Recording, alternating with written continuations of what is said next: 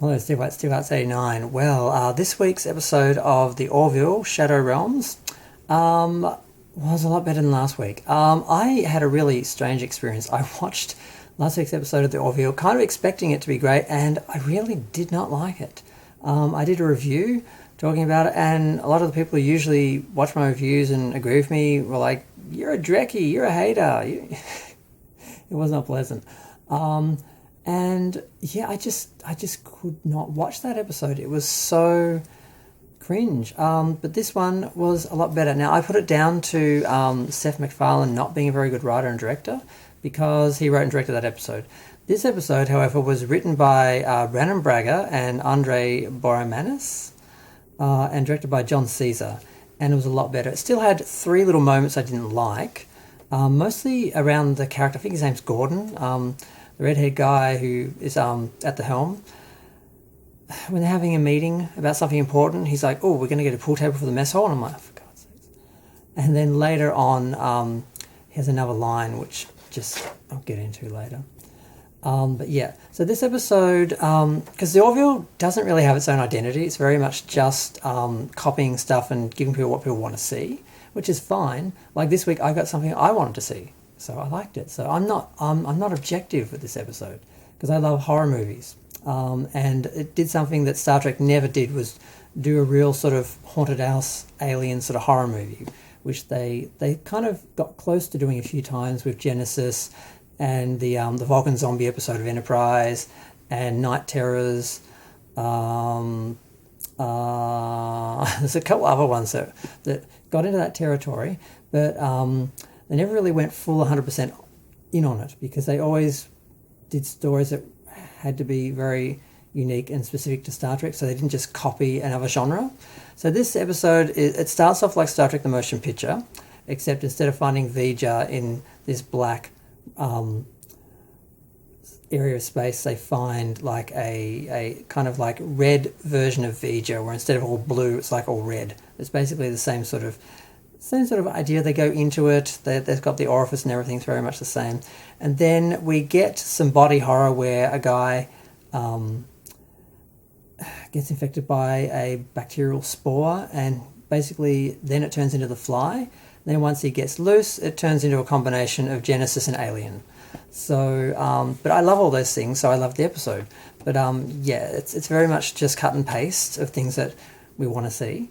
But like I said, it's what I wanted to see, so I loved it. Now, it starts off, like I said, they're talking diplomacy with the Krill. They get access to an area of space. They get to pass through their space so they can go exploring, and they're told not to go anywhere near this this I don't remember what they called it. It's just an area of space which is supposed to be haunted and full of demons, basically, because they're very religious, so they believe it's full of demons. And they're like, "Well, I think we'd like to explore it ourselves and see what's in there. We're not just going to, believe what you say." And they're like, "Well, fine, we're not going to stop you, but we're not going to save you." So it's all very ominous. And the area was some sort of expanse. What did they call it? I know it's written here somewhere, but I have totally lost it. But yeah, they do refer to it as the Expanse at one point. And I'm like, season 3 of Enterprise, not my favourite. There were some elements of the Expanse that kind of worked for a couple of episodes, like the Vulcan zombie episode, but for the most part, I didn't like the season-long arc and so forth of that episode. So that kind of pushed me back a little bit. And there's a point where they first appear at a big pink, pretty sort of nebula or something, and there's a lot of effect shots that looked great. I found myself screenshotting a lot of shots, and every sort of, it's very next gen. Every sort of segment starts, every scene starts with a shot of the ship and so forth, and then they hear a distress call, and they go to another area, and then they're suddenly looking at a black section in space. They go into it, and it's all black.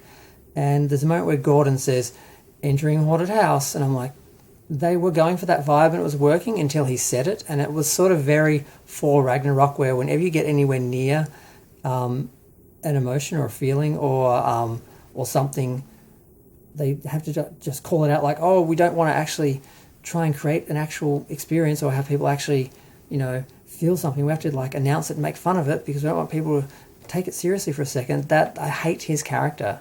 That's what he seems to do. I really wish that that character would get killed in this series somehow, and then we'd have to deal with him anymore, because that's what he was there for, and the series doesn't need that anymore. If they're trying to be a serious science fiction show, they don't need the comic relief guy popping up every 2 minutes to throw in some lame line to sort of stop you from actually experiencing the episode, because, I don't know, you might have an emotion or might have a thought or something. I can't stand him. So I really want him gone. But aside from his 2 comments in the episode, the rest of the episode was good. There was one moment later on with the captain when they realise, because like I said, there's a fly body horror thing where this guy gets infected and then he starts to turn into, he's got like the one big eye, the one big black eye, and this is actually the doctor's ex-husband. I was going to say Penny. I've forgotten the character's name. I was thinking of the actress's name. So they have a few tender scenes together, and the actor is really good, and they're quite nice. But then he starts to turn into this other creature. It's basically rewriting his DNA, and eventually turns into a monster and runs off. And because he's still got the knowledge of the Admiral, he manages to use his codes to basically shut the ship down. So now they're inside the ship. It's all shut down. It's all black, and there's creatures running around because now he's fully formed. He just has to spray a bunch of slime in somebody's face, and then they suddenly morph into one of the creatures, and their DNA is totally rewritten. So the Asian nurse is killed again, because we have to kill the Asian nurse because we can't have minorities, and kill a couple of other crew members. And it was kind of weird because they're walking around the ship. The doctor goes to look for her kids who don't stay in the quarters like they were supposed to, so then they go to the sick bay to find her. So they bypass each other, miss each other. But no one's in the ship. It's all like empty, haunted house, hide her in the house sort of thing. I'm like, where is everyone, and where was the order from the captain for everyone to stay in their quarters and block themselves off so they can't be attacked by and infected by these creatures? But so there's a few things they missed, which would have probably made the story a bit more plausible and a bit better. But there's a lot of running around, hiding, and it's all kind of good, except when the security officer, who is an alien who's very powerful, starts fighting these creatures in a cargo bay, and it's really CGI. They're flying around and jumping and bouncing off everything, and it looks really CGI. When they were just running in the dark and running around ceilings and on the walls of the halls and all that, they were pretty scary and actually pretty effective, and the makeup was actually quite ugly and horrific. But when they were fighting her, the choreography and everything was good. It was staged well, but the CGI, there's moments where they like bounce and then suddenly they just stop dead, like they just froze the image or something. Like once they'd finished that sort of portion, it really isn't good in some shots. But for the most part, they were quite scary and quite effective until they started like fighting. But they work out how to infect them with a virus that their immune system won't be able to handle, because part of their rewriting the DNA of the other alien means that it takes a while for their immune system to kick in and be working. So the doctor proposed to make, well, actually this is the weak part where Captain Mercer is like, we can't just kill them, they're people, they were our crew. And it's like all the things you're supposed to say that Picard or someone would say, but it just comes really odd and out of place. And then I'm just going to call her Penny because I can't remember her name.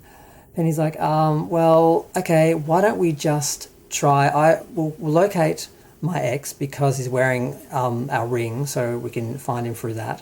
And I'm going to try and talk to him. If there's anything left of him, we can ask them to leave. We'll give them a warning instead of just killing them. So they go, they find him, they shoot all the others and they find him, they talk to him. And he does speak back to her in English. He does seem to be another creature, but he does seem to at least understand, and they decide to leave so they don't kill them. So that was a little Star Trek twist in it, where they didn't just kill them, they actually tried to reason with them or talk to them. It was Captain Mercer who said that, the Seth MacFarlane character, and it felt like he butted into the script and said, oh, wouldn't he say this, wouldn't he say this? And they wrote it in for him. That's what it felt like. But yeah, overall, it was 1 hour and 5 minutes. I would have liked another 10 minutes. A bit more walking around the corridors, spooky stuff would have been fun. Because they're talking about these being movie-length episodes, kind of like Stranger Things, but an hour really isn't movie length. It's like a really, really long episode. because you wouldn't expect an episode of TV to go more than an hour, a little under an hour sometimes. But yes, but 5 minutes over doesn't really say movie to me. But overall, it was good. I enjoyed it. It didn't have the level of cringe. Like I said, the Gordon character is just, that's part of his character, is to be cringe. And Seth MacFarlane's sort of captain character has those moments as well. But aside from that, the rest of the crew, the rest of the situations, the rest of the scenes, the effects, the staging, everything was really good. I enjoyed it. I'm relieved. I think last week was just a really bad episode, and I think Seth just really should let other people do the directing and the writing and just stick to the acting.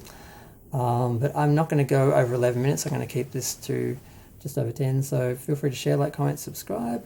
Let me know what you think. Hopefully they do a few more spooky horror movies, not just all sci-fi adventure and war stuff.